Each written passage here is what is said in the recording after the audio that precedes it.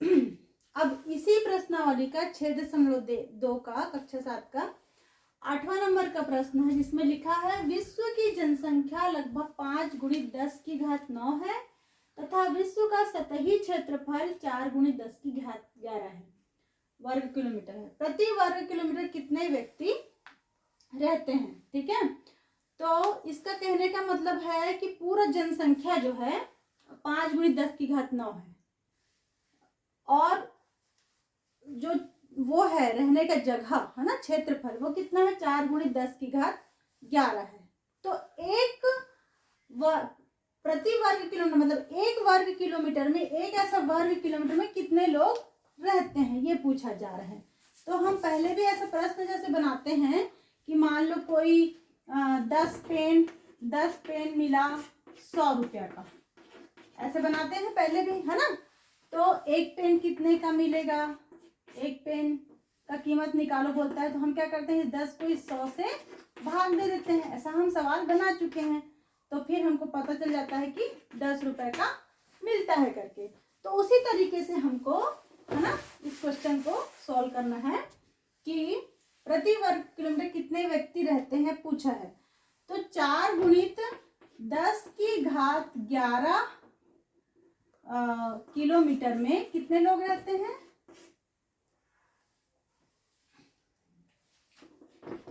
कितने लोग रहते हैं? 5 × 10⁻9 लोग रहते हैं, क्वेश्चन में दिया ही है।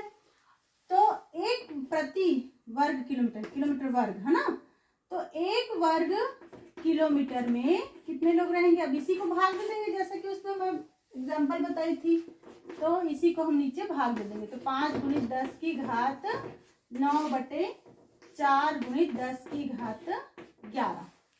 अब जो 10 का इकाई है 10⁻9 और 10⁻11, तुम लोग घातांक के नियम से जानते ही हो, 1m गुणित बटे 1n बराबर होता है 1m ऋण n, यानी जब घात समान हो, आधार समान हो और तब भाग में हो तो घातें घट जाती, तो ये वाला तो घट जाएगा, तो ये आ जाएगा 5/4 फिर 10⁻9 ऋण 11 ये, और 5 और 4 को हम भाग दे देंगे अलग से, 4 को 5 को 4 से हम भाग देंगे, तो ये भाग दिए तो 4 एकम 4 और ये 1 आया, ठीक है, फिर 0.0 4 दूनी 8, फिर ये 2 उतरा, फिर 0 4 पंचे 20, यानी कि ये दोनों को भाग दिए तो आया 1.25 और गुणित 10⁻9 में से 11 गया तो कितना बचा? ऋण 2,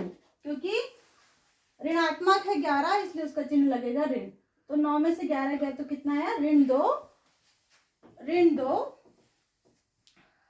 व्यक्ति, है ना। क्या पूछा है? कितने व्यक्ति? तो इतने व्यक्ति